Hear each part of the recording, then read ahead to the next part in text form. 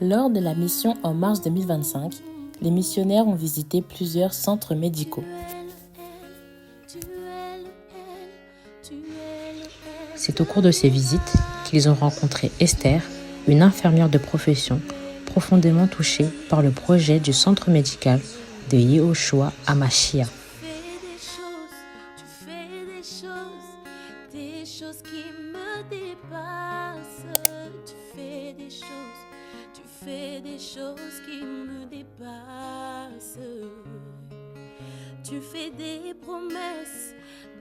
promesses qui se réalisent.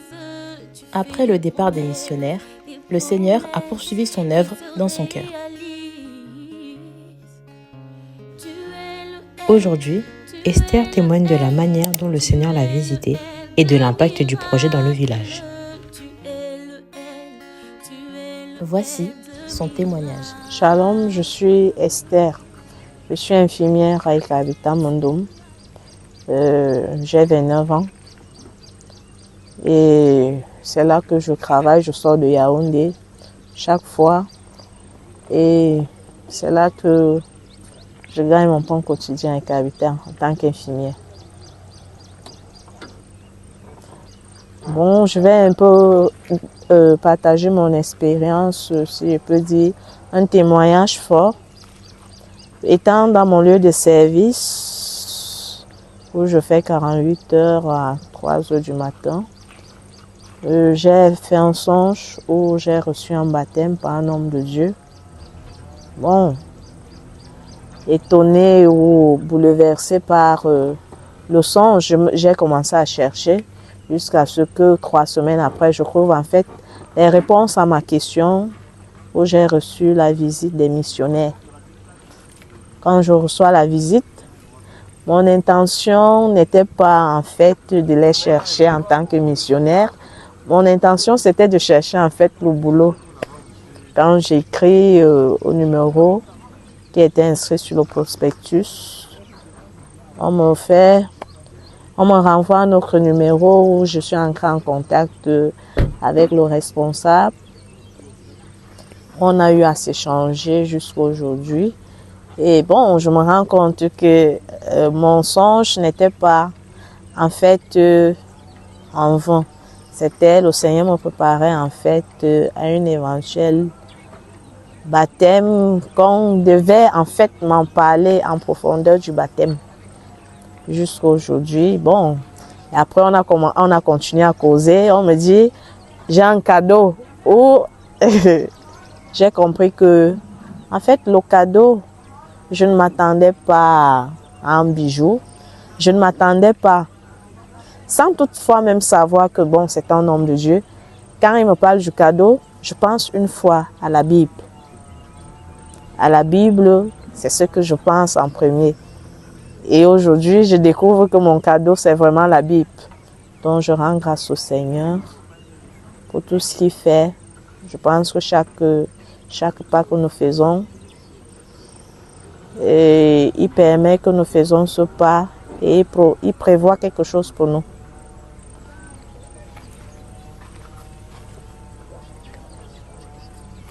Et ma sœur, en quelques mots, est-ce que tu pourrais nous dire qu'est-ce que tu en penses du projet, ce qui se fait dans le village?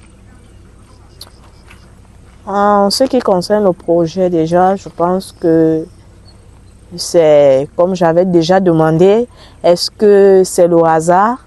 Est-ce que c'est une grâce du Seigneur? Je pense que c'est un coup de chef. Parce que déjà dans le village, nous rencontrons beaucoup de difficultés. Il y a vraiment le manque de soins. Il y a les gens qui ne peuvent pas payer déjà leurs soins. Il y a le manque d'eau potable déjà. Et à voir aujourd'hui, je découvre qu'il y a un point d'eau potable qui est en train d'être mis en place. Voici l'eau qui est arrivée au village. Bon, nous pouvons voir notre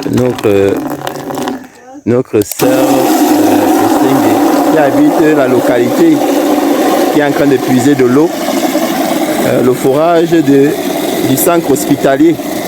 Donc, tu peux fermer, mais tu témoignes un peu des bienfaits du forage du centre hospitalier de Yaoundé. Présente-toi d'abord. Moi, je me nomme Essenge Odo Françoise. Nous remercions vraiment le Seigneur pour les bienfaits qu'il fait pour le village de Kabita. Et pour la population de Kabita Mondou.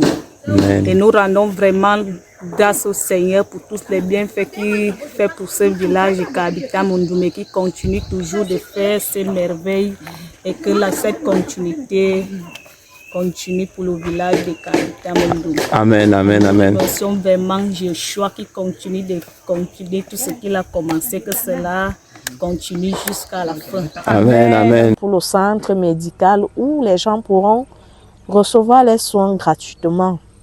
Je ne pense pas que c'est déjà un projet, ce n'est pas du gâteau chocolat, mais c'est un appui, un grand appui pour les villageois, pour les habitants et pour tous ceux qui sont aux alentours, pas seulement des gens de Kabita Mondoum, mais des gens qui viendront vers le Seigneur et que le Seigneur permettra de venir recevoir leurs soins gratuitement.